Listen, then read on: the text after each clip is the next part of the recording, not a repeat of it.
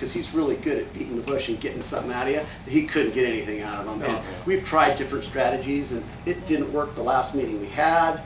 Well, I know they're watching this, so. Oh, yeah. And it's a head breaker, you So know. it's still an open question. Yep, yep. So I'll bring what information I have to provide to you, okay? We'll speak For- about it. Thank for you. what Yeah, it's- absolutely. For what it's Absolutely. worth, the information in the 47 Degrees North, there was a whole study. I'm not vouching for its validity and how good it is or anything like that, but there is a whole study in there in the section because obviously a question is asked, do they have enough sewer capacity to serve this big development? And they reported, and it's there in black and white, that Roslyn has around 250 units of capacity left, and that the plant still has capacity for all of 47 Degrees North and all City Heights and all the rest of the city. And did Suncadia transfer the Yes. rights Yes. to that property? Yes. And so whether, but on the other hand, as I was listening to a council meeting that they had a big I&I event last month, which, you know, where their meters went down, they had a lot of issues. So I 100% agree with you. There's a lot of uncertainty about what's going on here, and, you know, it needs to get to the bottom of it. We need to get, just so that we know. Because, yeah. So there's agreement that we're not sure what our status is. We're sure what our rights are, but we're not sure what. We haven't got any answers to be sure. Yeah. Yeah, yeah. We can't get a confirmation out of anybody, right? So all we could base ours on is what hookups that we believe we have available per what we put in and what's left Right. in our account. Right. Mhm. Right. And But, we've done a good job of keeping track of that. That's one thing I say in the past, we've done a really good job of. But- Ours has been really accurate. one of the things that goes along with the Forterra development that's in the code is there has to be reports on available capacity, you know, in order to serve it. It's just fundamental. So it's good to get this information because it's going to come to the fore as these plans move forward anyway. And I'll say as a council member, and I've been forthright with this, I'm not gonna X anybody that's already here and has lots of property, so that would get water and none of these residents do. That's not gonna happen. That's not gonna happen. And I'm sorry, but I mean, I don't mean that as a negative, but It's not. existing residents and lots here, as far as I'm concerned, are vested owners and deserve their water rights if they decide to build in a year or 5 years. And to give those away for a development is not right. So I would not do that as a council member. I wouldn't agree to that. Thank you. What do you do? All right, I got one more here. I mean, it's just Yeah. The governor's office has called a couple times, and I'm meeting with Sal for lunch tomorrow great. to talk about funding and the FEMA stuff Yep. and the flooding and all that. So they're being very receptive. I mean, obviously, Representative Schreier's office has been very receptive. Yeah, they were great. And I sent out a note last week, and she said that she'd get back to the other week that it was in progress. So I assume that's the progress you're starting to hear. And I've asked if they would direct it to the office. I think it should come through planning and Yeah. yourself. So that's good. And then I like that. our legislature's out of session now, so Dent and Warnick and Yeah. Ibarra should be more available. So. No, is there anything else I can help on with that? Let me know. I'm happy to help. So. All right, that's all I got. I've got one thing. I would just, at our last meeting, we passed the 10% B&O tax increase. And probably you guys already have this in process, but I would just like to know that when that comes out, which should come out like next month or so. No, May 1st. May 1st. Can there be something put into the water bill that explains to us all? plan, yeah. Okay, Great. great, thank you. I just wanted to make sure Great there idea. was an explanation. No, I think it's good. It Oh, this should. goes up. Yeah, yeah. Something I want to speak about, and this is part of the variance that came up from my understanding and what I've heard feedback from the city attorney on, that code-wise should probably be changed. And correct me if I'm wrong, the two that were actually doing the variance hearing. My interpretation of what came out of it was they based a lot of that, not necessarily on the actual code and what I saw zoning that we required, but a lot of the grant, in my feeling, from what I've heard and what the recordings talk, was that the variance was more based on the history of the building, how he granted them a variance and having no extra parking. And even though it is not on the historic register, he used history as a part, and that was part of his perspective of why he didn't think that would be required in part of his governing of how we made that decision.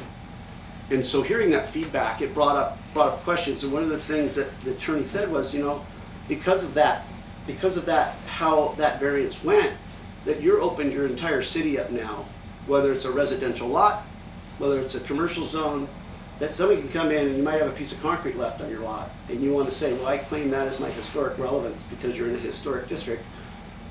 That could mean you don't have to put a garage in your Jeff, backyard. if you don't mind me, can I cut you off here real quick?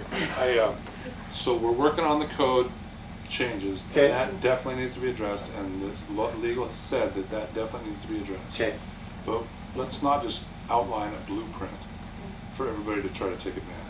no, that's what I'm getting to, is the point You is, don't, yeah. we need It's- to it's decide obvious. whether buildings, which, on existing structures, we have a few existing historical structures, and if that's gonna come into play of not having parking, right, for businesses, and not have to have those variances, do we wanna make those be buildings that have been on the registry and actually qualified as historic structures to be, so they don't have to do the parking variance, and that just makes it clean cut. So if you're on your registry, you're automatically historic, and you've done your work, you've done your homework, and we say, you know what, we recognize that, and you don't have to do any parking. Can I clarify something, Jeff? Yeah, absolutely. It's because the entire footprint of the town's historic district, Mhm. correct? So over the last 12 years, the city has done surveys to see which structures contribute to that. Mhm. Take this off. So there are 55% of the properties in town contribute to that. Yep. So which is a bigger category than being on the register. There's only like 3 buildings on the register. So if a building contributes, so it's not just any house that Mhm. contributes historic. So I think you're looking, I do think it needs to be clarified. Well, do I think agree, it needs to but- be really slimmed down and but more it's, accurate. it's not just, there are some qualifications for what is a historic structure. There is, but what that does, if you say 55, that still opens up into areas that you may say, well, God, that would never be. Why are we allowing this here, this exemption? No, I And so agree. that's where I think we really need to dial this in to be specific to try to, because we do have a pretty vague parking code, and we need to improve that to tighten it up. I agree. And so, because, we just wasted hours and hours and days on this one variance alone. We've got to quit doing this, and we've got to figure out how our codes read cleaner. And like Brent said, the attorney was very clear about it. You need to change that code, and we need to get it slimmed down to specific projects, or specific, and then like anything new, they'd have to apply the variance and really fight. But we want to make that code tight, so if they do a new structure, they are going to put parking in the back. That's actually already in place. Yeah, that's It what we're is. doing That's right already now. in Yeah, place. and so this is why it's critical, because the codes are coming up, so we wouldn't even know if we could have some of that language changed and be more direct. So the recommendation was that a decision needs to be made, whatever that decision is. Yep, Of what structures you're really wanting to protect. Is it the entire historic district? Is it just the ones on the register? Even with saying contributing structures, the issue that comes into play is if you've got 55% of the structures within the city that contribute to that, that qualifies a lot of exemptions within your code. And that may be the intent. I don't actually know. That's a question you guys have to answer, but that needs to be answered, I guess, in this next And that's code. my It needs to concern, be because narrowed if- down as if it more is a specific. residential home, that right off the bat, it could be, you're gonna have with a garage in your front yard. Which that's something we don't want. We want garages put in alleys like historically they've been, and we wanna make sure that they have. It's not isolated to the parking, it's throughout our development code. Yeah, I agree. Okay. I think So when we ask them to are we all agree that we'd prefer to have some of that language tightened up for when those codes come brought to us? Yeah, that's what they're doing. Okay. that's happening, I think. Well, they aren't doing that specifically, so that part will be, how we narrow that will be, I guess, to be thinking about it, same along the lines as this, be thinking about, are we talking about just houses on the historic, or structures, I should say, or properties on the historic register that we wanna protect, or is there more than that needs to be protected and exempted It's a from? big list. It's a very Development. small list for properties. No, 55% though. Oh, that's- 55% of that's the a big size of this list. town is a volume. Yeah, Right. that's a Well, big- those are the register ones. Yeah. Yeah. So anything that, if you wanna go as far as to say everything contributing, that adds a whole bunch more properties that would be Yeah. exempt. And again, I'm gonna say parking is just one component of that. There's a Yeah. lot of things that something quote unquote historical would be exempt from. Yeah, the registry to me made just right off the bat was an easy target. I think they fit right in. I wouldn't even think twice about granting It only that. applied about two of those. No, but that's just what I said is if you're on the registry, I would support that in a heartbeat for not to do a parking, Well, I'm happy to spend some time with that if I can be helpful with that too. I mean, Yeah, You know, no, that'd be great, I've done Could you send me that list of the 55 Well, it's, no, I mean, No, it's. it's on, you gotta go to DAP, it's on the. Okay. It's on the DAP Oh, list. okay. I can give you some examples. Yeah, do that, let's It's, do that's that. on the wizard, I can send you a few, I'll send you a That'd be a great. handful. Just sort of examples. Yes, you can see. Yeah. I think yours is on it, actually, My house? possibly. I'll find out. I'll find out. I think you changed it too much, sorry. That's fine. I don't want to be on that. I don't know, I'm just kidding, I'm just kidding that time. Mine's not, I know that. I'll stay on the parking topic. I know we're in a pilot program for our paid parking, and I'd like to bring it to council to make action on not a pilot program, but to make it, I guess, set in stone as a policy that we're setting.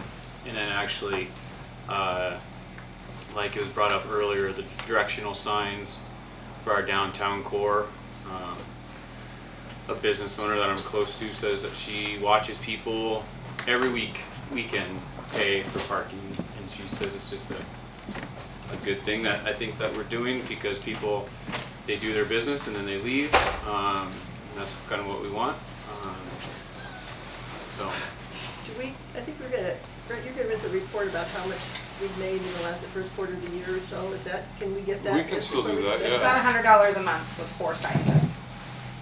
Is that all? We need to increase sign. and I'd like to increase the signage. The park, I still think the park, the signage is not, we're charging the parents dropping their kids off to play instead of charging the people that are coming to enjoy outdoor recreation across the parking of the whole park. And so we're really just, Those two signs are really bad. by they're each other. they're Awful just a spots. horrible location, which Yeah. I understand why Bubba did it, and I'm not bashing Bubba, but I think we just need to make that broader for the park and then also in the downtown core. And I think we'd see a little bit more money. And again, it's not affecting our local residents. It's a volunteer pay as of right now. So again, I don't want to be bashed on Facebook, but Well, it does actually say on the signs required. It does say required. but we as a council voted it as a voluntary pay, non-forcible. Perhaps the signs could be changed so it doesn't say required. I think that we want to move People are into a confused. regulatory. I think we want to move into not a regulatory, but we want Policy? a policy of